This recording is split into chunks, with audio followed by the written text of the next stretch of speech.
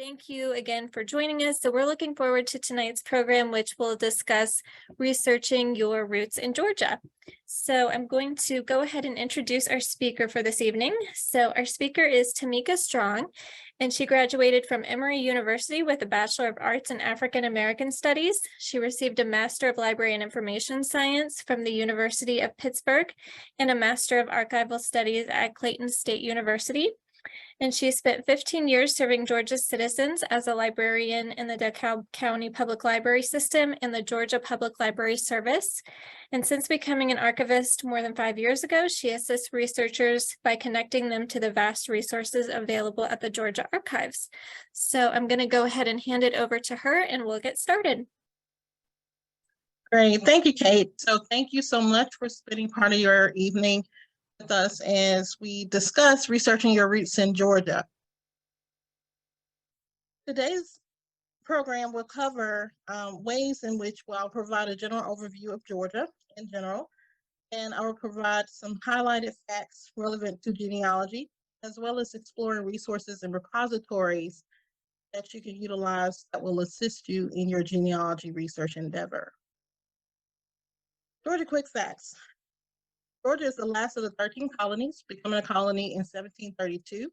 Slavery was initially banned in the colony, but by 1750, due to great demand from South Carolina planters, they decided to lift the ban. And on January 1st, 1751, slavery was permitted in the colony. Georgia is the fourth state added to the Union, becoming a state in 1788. We also have the oldest state-supported university in the nation, the University of Georgia, which was founded in 1785. Georgia once had 161 counties. Due to a merger of two counties with Fulton County, Milton, as well as Campbell, we now have 159. Texas is the only state that has more counties. The last county was established in 1924, which was Peach County. We have two counties that have two names, Ben Hill and Jeff Davis counties. And we have one county named for a woman, Park County in North Georgia. Overall, our birth and death records started to be required in 1919, but we will discuss that a little bit later. So as with any journey, you have to prepare for it. So for this particular journey, we're going to discuss very briefly ways in which you can prepare for your research in Georgia. There are three important factors you want to consider while doing research in Georgia: date, location, and where to look. We're in a very fortunate time right now with the technological advances in digitization and the internet, so that we're able to access records that from the comfort of our home or whatever research institution we are visiting at the time. Back in the day, that was not the case. I worked with a researcher who had been researching for over 30 years, and she told me before the advent of digitization and keyword searching, it took upwards of a month to locate individuals in the census. Now, today, we can actually find people from roughly 1950/1940 back to 1870 in a matter of minutes. So we have definitely come a long way. So in doing this research, you definitely want to consider these three important factors, because date is important simply because there is a time in which, as we saw before, vital records for birth and death in Georgia did not exist. It only started in 1919.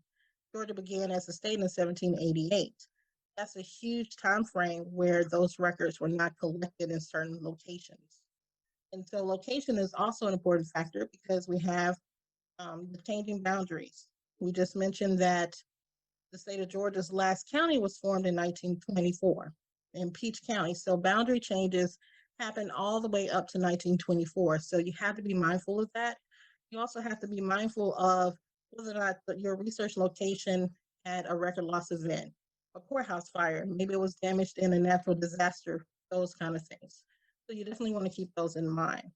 The third factor, where to look, is very important now, because are you able to access the digital copy? If not, is there a physical copy? And if there is a physical copy, where does that copy reside? Is it at the state archives?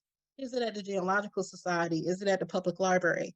Is it in archives in California, which is the most random place the last place you would think to find Georgia records, but it happens. Archives dealing with certain research locations, they travel just like the individuals who donate them.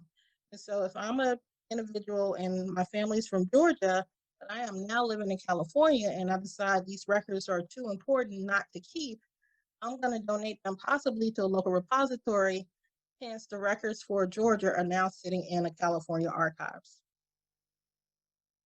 So I want to introduce you to my third great grandfather on my mother's side. His name is Daniel Dan Harris. He was born 1854, 1938. And so this listing of facts about Daniel, or Dan, as he was commonly known, is a summary of information that I know about him. Some of us may start our journey with this type of information. And so in taking this information, we can actually prepare for our journey by creating what I call a census checklist.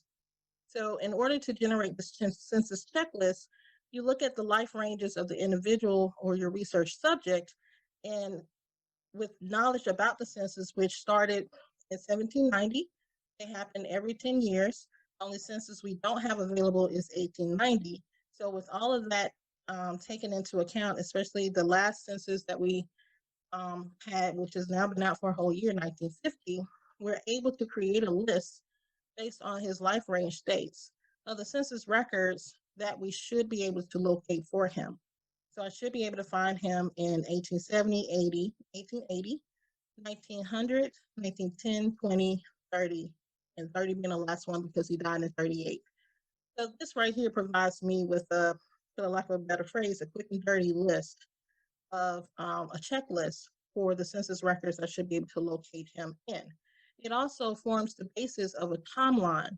And on the right-hand side, you should see a listing where I have notes where I could add dates that are related to his marriage. He only married once, as far as I can tell. The birth of his 13 children. I can check to see whether or not he had a World War I draft card. I don't think he did because he was much older, but there's a possibility. But then there's some other dates that could be added as well. And so after some preliminary research, I was able to pull together this very basic timeline for Dan Harris. And so I learned that for the majority of his life, he lived in Morgan County. However, he died in Fulton County. And so with that knowledge, I actually have three counties that I can look for information about him in. I have a question mark next to Walton County because I'm not sure he was actually born there because he's African American and this was during the time of slavery, and I think he was enslaved. So that is something that I still need to do more research on. But I will list that as an option or a location to do more research, see if I can locate any information that might be relevant to Daniel Harris. But after that, from 1870 to 1930, the 1930s, I know that he lived in Morgan County. So if I'm looking for information about Daniel Harris, I'm going to be looking in Morgan County for the majority of his life, but closer to his death, I'm going to be looking in Fulton County for those records. So this exercise helps me to narrow down the locations where Daniel Harris lived throughout his life. And so this helps me to figure out what are my research locations. And from there, I can create what's called a location profile. And this location profile provides me with some very general information about the places where my ancestor or my research subject lived. And so these are just some very simple questions. You can get as detailed as you like, but this will be a very good foundation for you. So what's the state? I know the state is Georgia. What counties? I know there's Walton, Morgan, and Fulton. What are the creation dates, boundary changes? That's some information I can gather. Is it a burn county? Georgia is plagued with a lot of counties that have burns, have record loss events, courthouse fires, natural disasters, things of that nature. And so with that comes the disappearance of the records, because if they were destroyed, we now know we can't find those records. So we have to find alternatives if that's possible, or we can check the courthouse to see if it really was a record loss event. We also want to keep in mind vital records. So the dates for vital records are also important because there are some locations, as we'll see a little bit later on, that did collect vital records prior to 1919. But in knowing what counties I have, I now can compare my counties to the counties that kept recorded those vital records earlier to see whether or not that's an avenue through which I can explore. Also need to consider the types of courts, and in knowing where to look, you have to understand the court system so that you'll know whether or not I need to look in the probate court, I need to look in the inferior court, do I need to look in the superior court? But we'll talk about that a little bit later as well. And then also you want to know whether or not there's a published county history or any other published information. So like I said, this is a very simple, very basic foundation for a location profile, and it can be as extensive as you like, but I think that this is a very good starting point. So to do a location profile for Dan Harris, we've already established the state of Georgia is the location, the state, counties, Morgan, which is rural, Fulton, which is urban. And I made sure to put that notation simply because the types of records that are going to be available for Fulton County may be different than what's available for Morgan County, which is a rural county. The creation dates and boundary changes. So I went ahead and recorded the dates of creation for the various counties and their parent county. Like Morgan's parent county is Baldwin County, which was the county it was formed out of. There were no boundary changes. Fulton County was created in 1853 from DeKalb. It merged with Campbell and Milton in 1932. So there was a boundary change, but it expanded instead of narrowing. Are they burned counties? Neither one are. Vital record dates for Georgia overall, which covers Morgan County because there's no different dates for Morgan County, is 1919. But for Fulton, the city of Atlanta started collecting births and birth records in 1896 and death records in 1889. So I really have to pinpoint whether or not my person was there at that time, and if so, were they in the city of Atlanta? So in the case of Dan Harris, these dates really aren't relevant to him because he was in Morgan County at the time.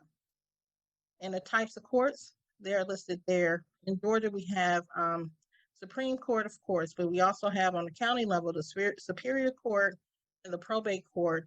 But the Probate Court was historically referred to as the Ordinary Court, and the Inferior Court later on came under the Ordinary Court, but we'll talk about that a little bit later as well.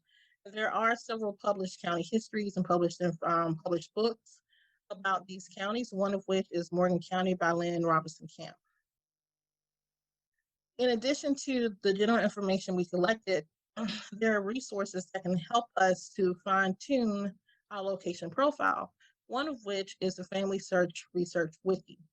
This is a valuable resource, and hopefully you guys are utilizing this research wiki. It has over 101,000 articles on a variety of topics, including research locations, record groups, record types, how-tos. So there's a little bit of everything in the research wiki. So hopefully you're utilizing it as a resource. Another resource is the Red Book. This is a historic one, and it's actually available full text online. And so to find it, all you have to do is put in Red Book American Genealogy in your search engine, and it should come up. And the web address for the resource is listed on the slide. In addition to that, one of the first things, and we'll talk about this a little bit more, is you definitely want to visit either in person or online the state archives for that particular state that you're researching.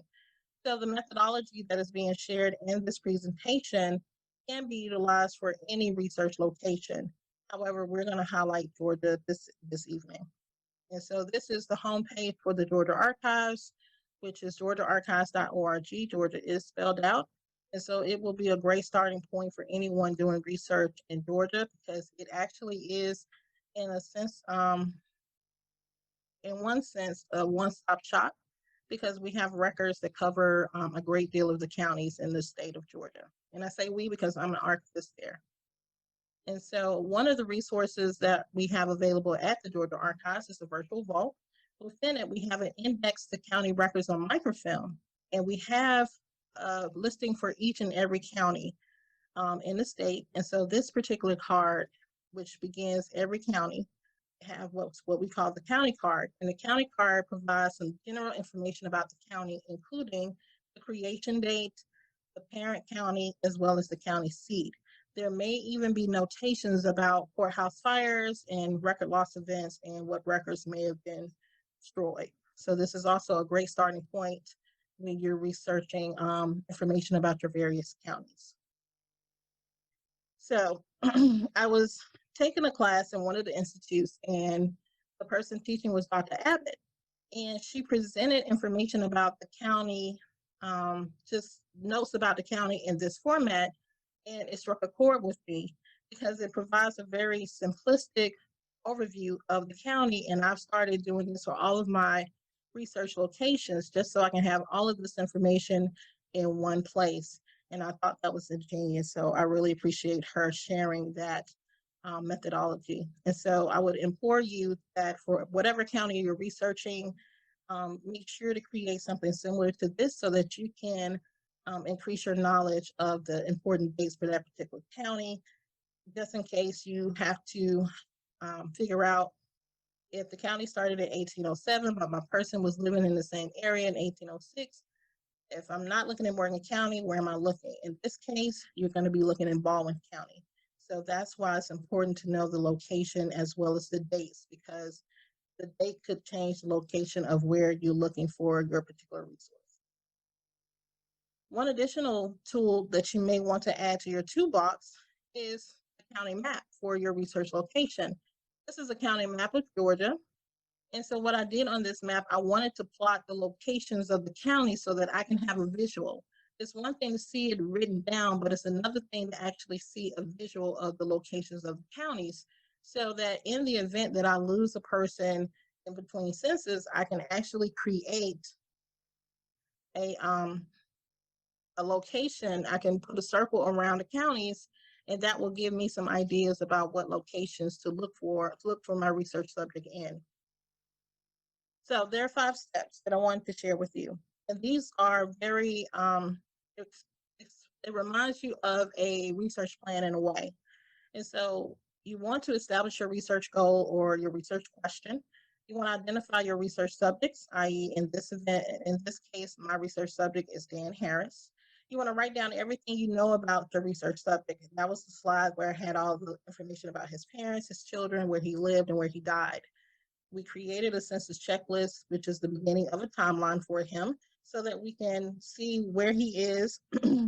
Once we do our preliminary search, we can create a migratory path for him. So we know up to the 1930s, he was living in Morgan County, but we know at some point between 1930 and 1938, he moved to Fulton County, which is where he died. And so he may have moved other places, but based off of the information that we have, we know that he was living in Morgan, but he moved to Fulton. And then you can also identify other places where to look using the timeline. And you can expand the timeline and be as detailed as you like. But I think that the census checklist is a great foundation for anyone doing research. So now that we have the preliminary information, we are now ready to begin finding our resources. So again, wanted to remind you about the 3 important factors: date, location, and where to look. So this has become one of my favorite images. We are, as I said before, living in a fortunate time of digitized records. I can sit in front of my laptop 3 o'clock in the morning, not have to worry about, going to an institution and looking at records to my heart's desire. However, I have to have the understanding, and hopefully we all have this understanding, that the information that we see that's digitized online is only the tip of the iceberg. Think of it as a dangling carrot, because that information represents a portion of the information available at the research institutions. And so when you're doing this research, don't, don't forget that this is only a portion of what's available. You may need to go to the actual repositories, i.e. the state archives, the county courthouse, the county archives, the public library in your research area to find more records, because digitization, though it is very convenient, and we're institutions and agencies are digitizing records and record numbers. However, there's still a cost involved, and there's no way that we can digitize everything that's actually available. So vital records are very important to genealogy research. And so I wanted to make sure we had a quick discussion about this. As I said before, for the state of Georgia, we started collecting the birth and death records in 1919. The death records for the state of Georgia up to 1943 are actually available online in Family Search. There is an index of death records as well as marriage and divorce records that we're going to talk about briefly if there is time. A lot of this information is detailed out in your handout. And so if you did have an opportunity to do so, there is the last 2 pages of the handout detail this information that will be on the next few slides. And so if you're looking for records, birth records, 1919 to the present, as well as death records from 1944 to the present, you want to check, reach out to the State Vital Records Office, and their contact information is listed on the slide, but it's also included in your handout. There was an attempt in 1875 to start collecting records. However, it was not really adopted by the counties. And so there were some counties that did follow the legislation. However, it was short-lived. So there are some records that are available for these locations in these states, and they are on microfilm at the Georgia Archives. There are some additional locations that collected records, birth and death records prior to 1919, and these are also listed on the slide as well as in your handout. The big cities, Atlanta, Augusta, Columbus, Macon, and Savannah, started collecting birth and death records at the in the late 1800s, early 1900s. And so information about how to contact them to get access to these records is also included in your handout. The court systems. One of the important resources that we have as researchers, even though they weren't created for us, we utilize them greatly, are the court records. So we're talking probate records, we're talking marriage records, we're talking divorce records, we're talking deeds and mortgages, as well as a ton of other records. And so I wanted to highlight this resource that we have available on our YouTube channel. And during one of our archives and genealogy days, one of my colleagues, Allison Hudgens, did a presentation on Georgia county records. And you can watch the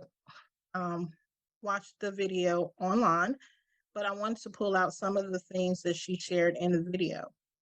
She provided an overview of the various court systems that we have in the state of Georgia. So we have the Superior Court, the Inferior Court, the Ordinary Court, and the Probate Court. And so the dates beside them represent the dates that they were active. And so right now we only have the Superior Court and Probate Court. So if you're looking for information about the Ordinary Court or information about an Inferior Court, it's probably now the responsibilities fall within the purview of the Probate Court. But historically, if you're doing research during the times listed, you're going to be looking for information in the Ordinary Court or the Inferior Court. Because when the Ordinary Court ended, its responsibilities fell under the Ordinary Court. So if you visit our archives or you look at our county records on microfilm index, you'll see that those cards are divided up into 2 courts. The Superior Court, which is at the end, and the Ordinary Court. And the Inferior Court records are included under the Ordinary Court. So the Superior Court has purview of divorces, criminal cases, civil cases, as well as land. Early on, much earlier before the Superior Court began managing the divorces, they were handled by the legislator. So if you're looking for early divorces in the state of Georgia, you would have to look in the legislative resources, some of which are included in your handout. The inferior court covered cases about the enslaved, estate, marriages, and civil cases. So if you look at all three compared side by side, you'll see that many of them share estates, marriages, and various cases. So essentially, the inferior court merged with the ordinary court, and the ordinary court became the probate court. But depending upon the time frame in which you're researching, you have to know what the name of the court was. So primarily, you'll be looking in ordinary court for estates, marriages, and apprenticeships, and other records such as those. The Big Ten. I want to introduce you to the resources available for Georgia researchers by using this idea that I have, or this concept that I have, which is the Big Ten. The Big Ten represents the 10 institutions, resources that are a must for any researchers for any research location. So you can take these 10 items and you can actually create one for whatever research location that you're doing.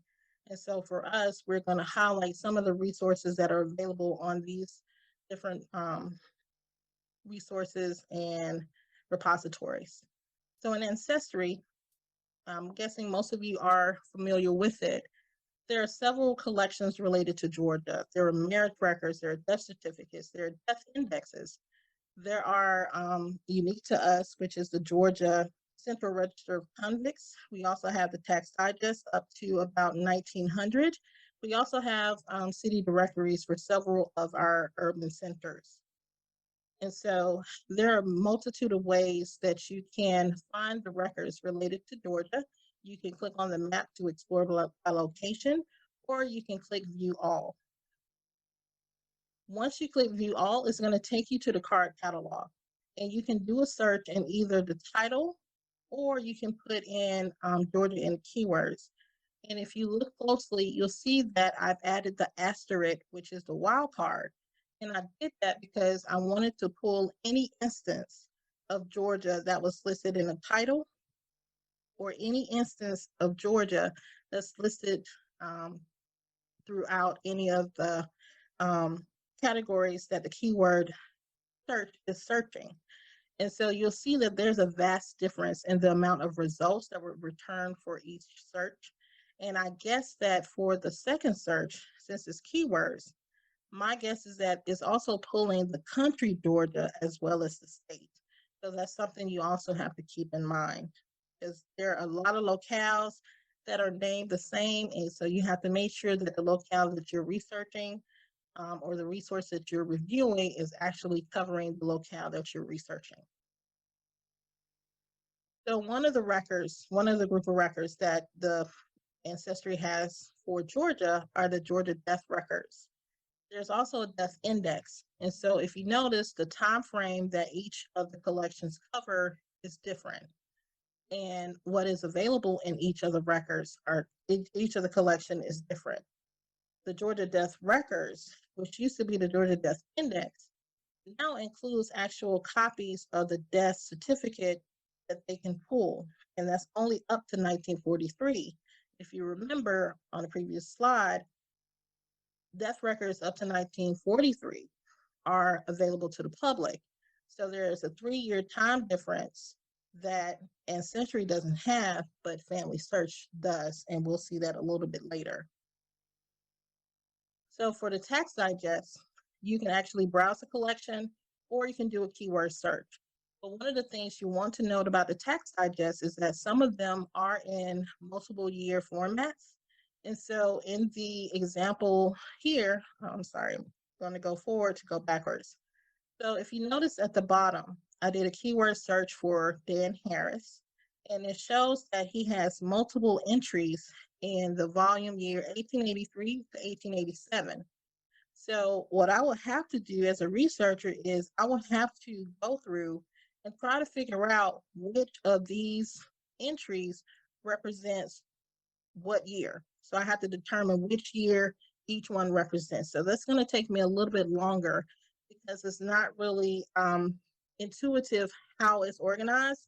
And so I've actually tried to do this, and I find myself going through and making little notes and highlighting the index, or excuse me, the image number, so that I can get back to it. So it takes a little more legwork to discover that information so that you can get the actual citation and the actual year, but it's definitely worth it in the end, because you will then be able to add this information, for instance, to your timeline so that you can have more information about where exactly in Morgan County he resided.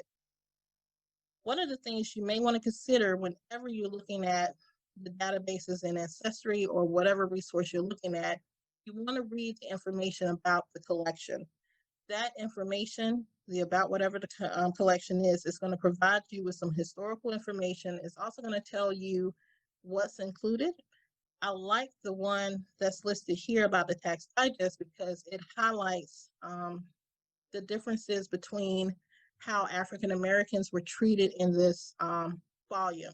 So African Americans in the tax digest before a certain time were listed separately. If it's a shared digest where all of the residents were included, African Americans were listed after the white taxpayers. But there are cases where there's a separate colored book completely, where it's only African Americans. But then with African Americans, they are listed with their employer. So the first column is the employer, the second column is the freed person. And so this may be a hint as to who could have possibly been a potential previous slaveholder. So that's just something to keep in mind. And this is an example of one of the entries for Dan Harris. And at the bottom, you can see him listed with his employer at the time and the poll tax that he paid. And that's just a portion of the actual document. So moving on to the next one, which is family search. I wanted to highlight three particular locations or three particular parts of this website. The first one is search by place. You definitely want to do a search by place so that you can see what records are available for your research location. We're going to talk a little bit about find a collection, and also we'll highlight some of the resources up that are listed by three. So when you click on search by place and you type in Georgia and you select it from the list, this is the page that you're going to see. And one of the things you want to do is you want to look at under index historical records. You want to see all the Georgia collections, and you see that with the red box at the bottom. And once you do that, you will actually see a listing of all of the collections that are available. One note about this is that Family Search will include the collection if there is a portion of it indexed. So the Georgia probate records is a huge collection, and I just wanted to illustrate this so that you don't get frustrated if you try to do a keyword search, because it's a tad bit misleading. Because when you go to the collection page for the probate records, you see there's a listing that says browse all 2.2 million images. So even if there was a name on every image, previously it only lists 203,000 records. There are actually 2.280 plus images. And so when you click on browse all, it's going to bring you to the page that you see on the right, which is a portion of it. And all of the probate records are organized by county. And once you go into whatever county you're looking for, you're going to see a listing of the available probate records there. So that's a great resource. We utilize it almost daily at the archives. So find a collection. If you are familiar with the titles of collections, or you just want to see what you would retrieve when you type in a search a location, you can do that. So I wanted to highlight the differences in how they are listed in Find a Collection. So you see on the left that Georgia without a comma has a listing of collections. But if you compare it to the listing on the right with the comma, you will see that there's a totally different list. So whenever you're doing a look for utilize and find a collection, make sure you utilize with a comma, without a comma, because they have different collections. And so with this, you can also look for Georgia deaths. And I unfortunately did not include a slide for that, but if you click on Find a Collection and type in Georgia Death, you will see the 3 or possibly 4 collections related to the Georgia death records. And the one that ends in 1943 is the death certificates leading up to 1943. So the third section that I want to highlight briefly contains images, which is definitely something you want to take a look at. I'm not going to go into detail because I don't have time to, but please make sure you try it because they are posting all of the uncategorized images that they are digitizing in the field into that collection. So make sure you do a location search just to see what new information is available there. The catalog is also very important because that's how you find materials that are already in the catalog. Books, they have digitized books as well, and we already discussed the wiki. So this is the catalog. We utilize this a great deal. And so the default search is place. And so with the place, they have it listed from the United States, the state, Georgia, and then the county, which is Morgan in this case. And so I typically, when I'm searching this, I want to see everything. I don't want to just, restrict myself to online resources. I want to see everything so that I can, if I see a book that I might like, I can look in WorldCat or look in some other resources so that I can locate a book locally. But without doing a search for any, I would know that it existed by utilizing this search. Another great way to search the catalog is also by keywords. So once we search by location, say for instance, if I was interested in looking at deed records, I can actually see that Morgan County does have an entry for land and property. And so when I click on you may not be able to see it right next to the orange arrow. There's a little, like an arrowhead sitting right next to United that you can click on to expand it. And once you expand it, you'll see a listing of several resources. And so if I'm looking for deeds, I want to start with the general index, which will lead me to the deeds that they have listed at the first arrow. But then there's another index that I may be interested in seeing, the grantee deed index. And so that would definitely be something that I would open up as well. So once I click on the deeds, this lets me, this page provides general information about it, lets me know how many microfilm reels it is. It also has a list at the bottom of the various volumes, as well as the time frames that they cover. And on the right-hand side, under format, if I see a camera, that lets me know that it's a browsing collection. If I see a magnifying glass before the camera, that lets me know it's keyword searchable. But then there's another icon. If I see a key above the camera, that means that it's restricted to access for family history library, the family history centers, as well as the affiliate library. So if I'm not at either one of those, I won't be able to see them. This is an image of the browsing view for those for that record. And so this is great because you can see just a general overview of the records. And I've gotten to the point that I'm so used to looking at these records, I can tell the difference between the index, which are the pages prior to, with the ones with very little writing on it versus the one that's in the bottom right that has a lot of writing. So that lets me know that's the very beginning of the resources. However, these pages before are the indexes. But I also want to make note of 2 other things. I want to make note of the collection so that I know what I'm looking at. So the ones in red, the county map, which I didn't know existed. So I'm really excited about that because I plan to go back and look at that. But also the Superior Court Deeds Book A, that lets me know where I am. As well as one important thing in the top is the image number. The book number is completely different from the image number in the browsing version. So you want to make note of the image number. But one of the great things about Family Search is it's permalinks. So once you open up a page, you can actually copy the URL. And if you need to go back to it, you can just simply click on the URL and it will take you directly back to that page. So I wanted to highlight an upcoming event that's taking place on June 24th. And if you are not familiar with Family Search, or you just want to get an understanding of what Family Search has to offer, IGHR is having its Family History and Genealogy Virtual Expo. So it is virtual, so anyone who has access to the internet can actually participate. And so registration is open. So this is just a sampling of some of the sessions that will be taking place on that day.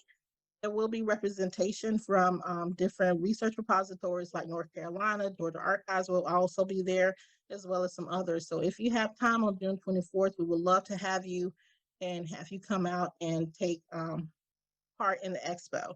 And I have to tell you that I love to hear David Renter talk about Family Search. And he did a really good job last year, and I'm pretty sure he's going to do a fabulous job this year. So if you want to learn more about Family Search, you definitely want to register and attend this virtual expo. So, of course, going back to the Big Ten, this is number 3, the state archives. So this is the Georgia Archives website. Again, I wanted to highlight 3 sections on our website, actually 4. The visit and research, which are 2 sections we're going to talk about briefly. And we've also, I've previously mentioned the YouTube channel, but the link to our YouTube channel is on our website. So please take a moment to visit the YouTube channel, because it has our recordings from our previous programs, and we still place recordings of our upcoming programs there as well.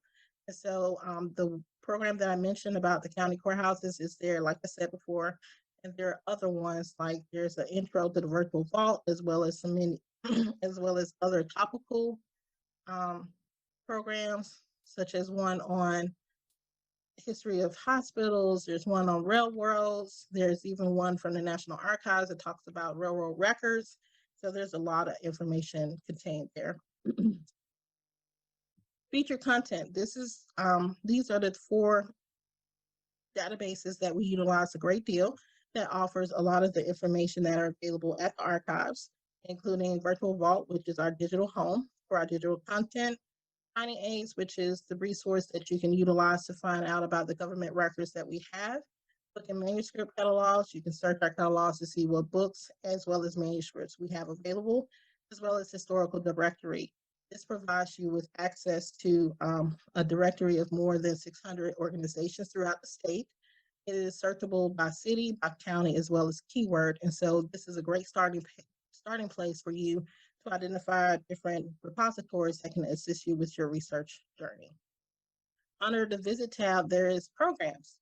This tab, this website provides you with a listing of our upcoming programs, as well as a link to our YouTube channel, the past presentations, as well as the handouts and slides from several of our programs, as well as our online exhibits, which has a variety of exhibits, including one on handwriting, and as well as resources for freed and enslaved African Americans. So you definitely want to visit our website to review those. Under our research and research help section are our research online guides.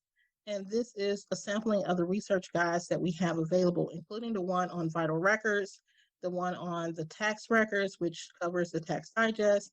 If you're interested in learning about the land lotteries, that information is there as well.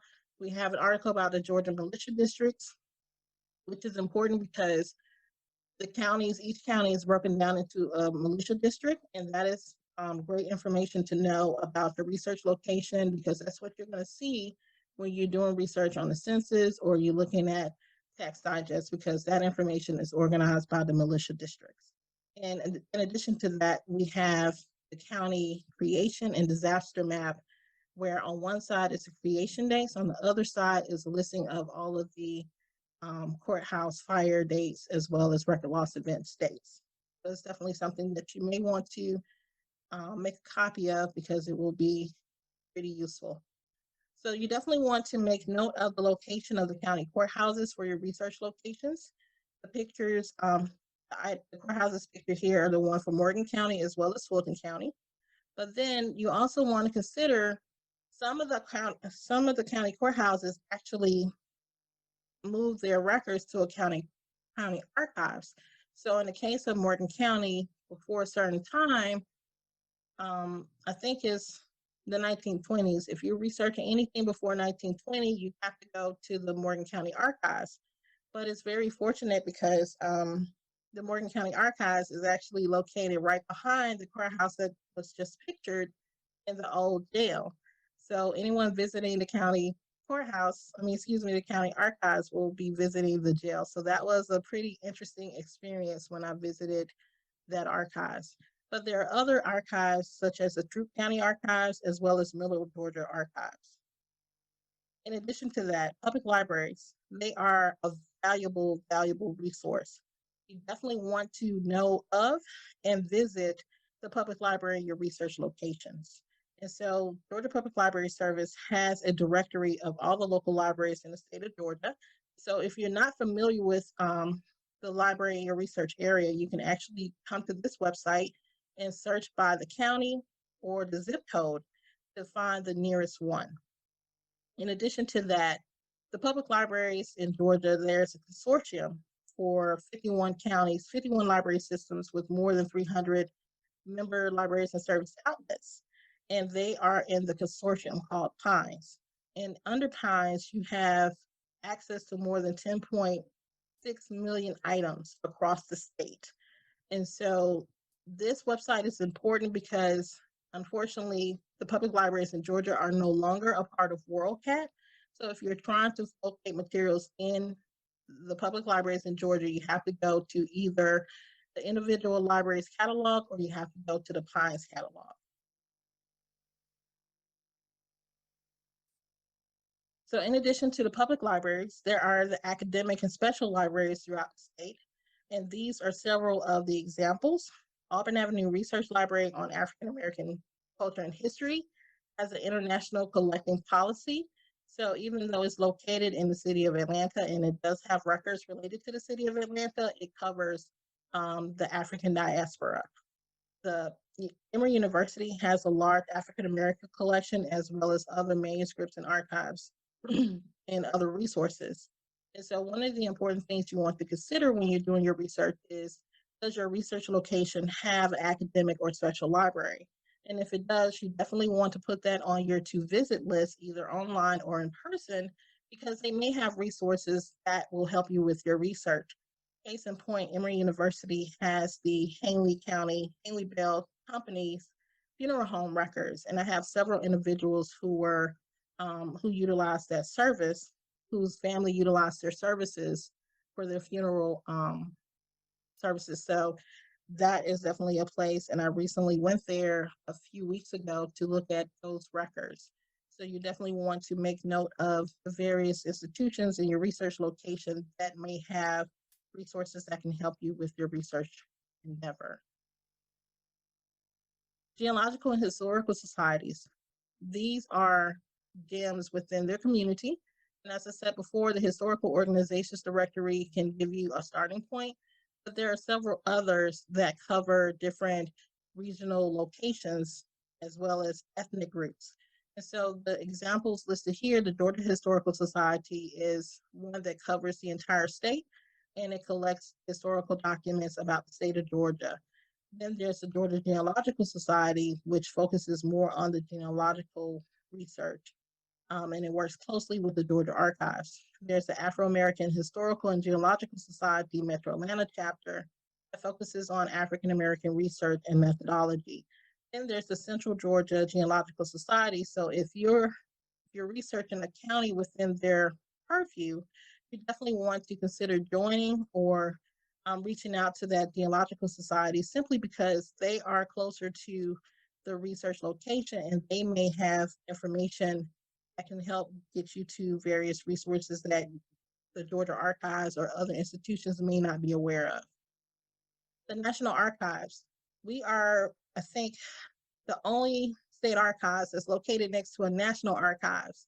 And so I actually just went on a tour of the National Archives, and it was a very fun endeavor.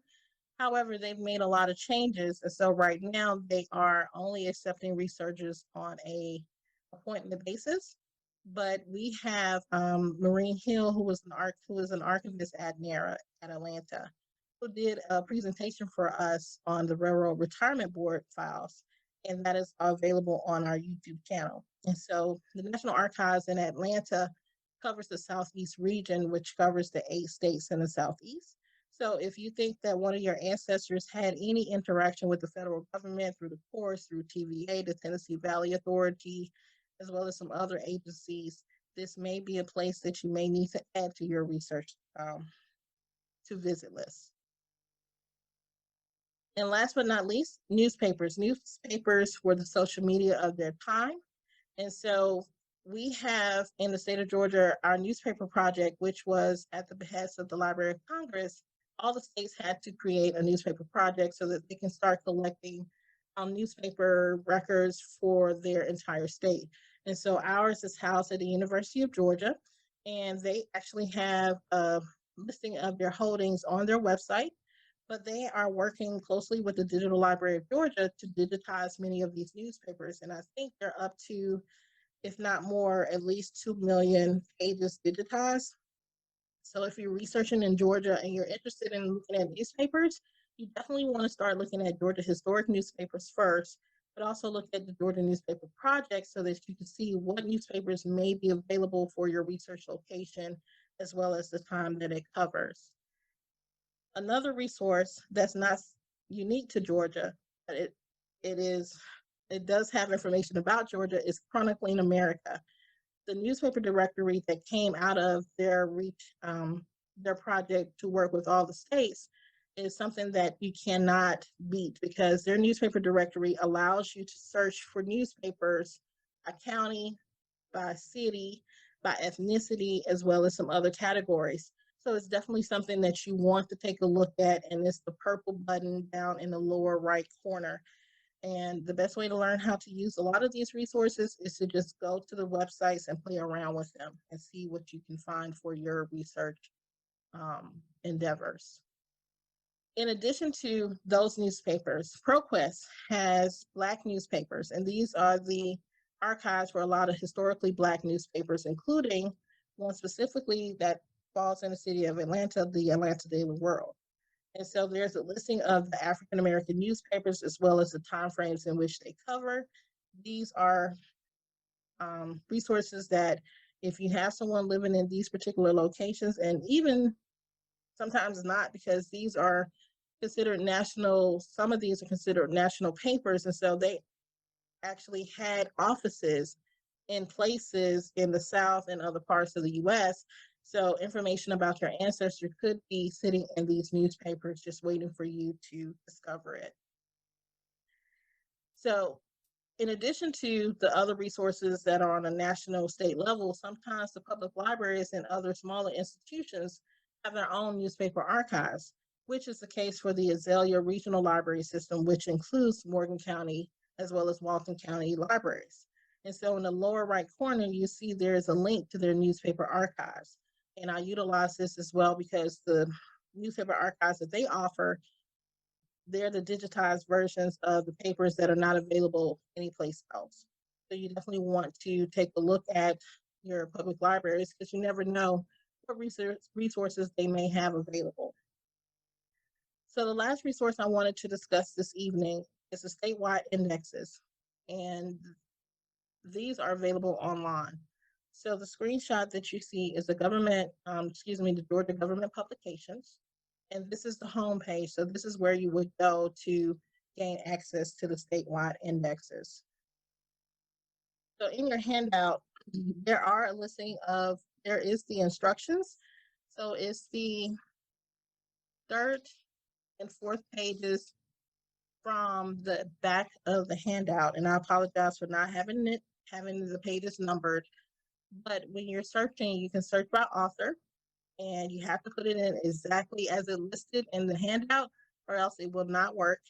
And so once you do that, it's going to bring you to the search results page of more than 154 search results. The best way to utilize this is to sort it by title. And so once you sort it by title, you will see all of the actual registers. So there are 3.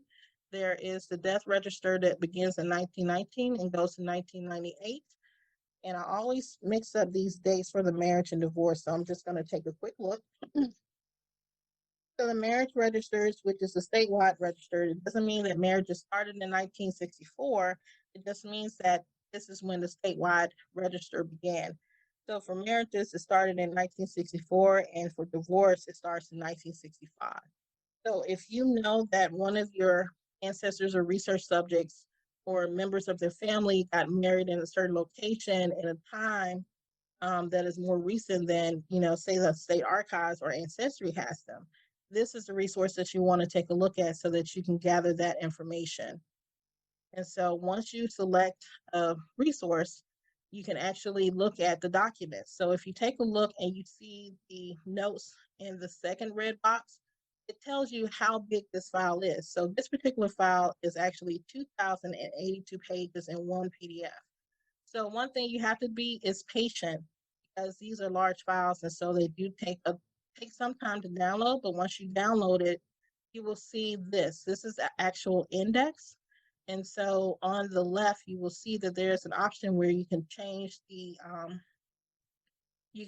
from the actual pages to the letter, so that you can hop around in this resource, which is 1,983 pages. So I can click on, for instance, if I was looking for a marriage record between my maternal grandparents, I can click on M for Maddox. And then once I click on M, I can navigate to the page. And so what you see on the screen is the entry for my maternal grandfather, as well as my maternal grandmother. And so reading across, you see Maddox Henry C. You see the C for his race, which is colored. You see 46, which is the age that he got married. And you see 060, which is the county code for Fulton County. You see the date, which is December 16th, 1966. You see my grandmother's surname, which is Swinger at the time, Maggie B. Colored 39, as well as the file number. So this right here lets me know that there was a marriage. Well, I know there was a marriage between them, but it also lets me know the date. Now I can take that date to the probate court at Fulton County and see if I can get a copy of their license.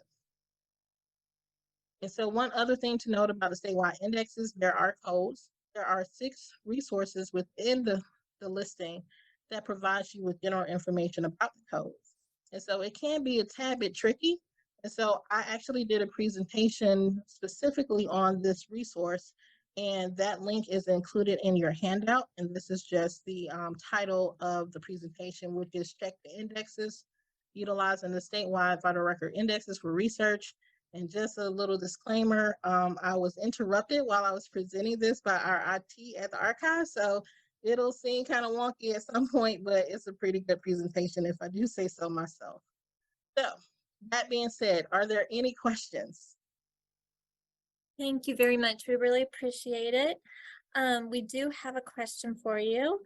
So this person is asking, if I have an ancestor that died approximately 1870, living in the same county, the same town as one of his children, they were probably farmers. He may or may not have had a will.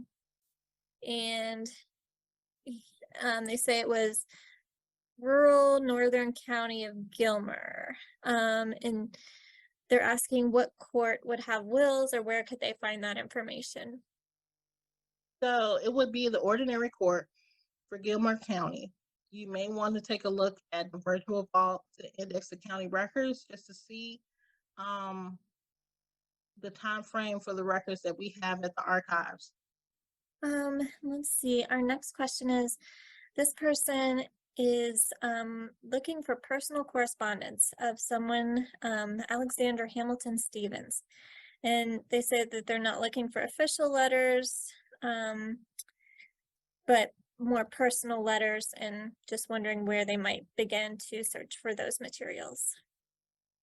I consider 3 of the major repositories for manuscript collections in the state as being the Georgia Archives, the University of Georgia, the Haggard Special Collections, or the Haggard Library, as well as the Georgia Historical Society. So you may want to visit those different websites to see whether or not they have some records related to that individual. Also look in the academic libraries or special libraries where that person lived, especially if they own a lot of land and they were very well respected or they were very well known. So there may be resources available in their where they lived and where they died. Great, thank you. So I think that'll finish us up for this evening. So I just wanted to mention, if anybody has any questions after the program this evening that come up, feel free to send us an email, and it's genealogy@acpl.info. So I'll stick that in the chat.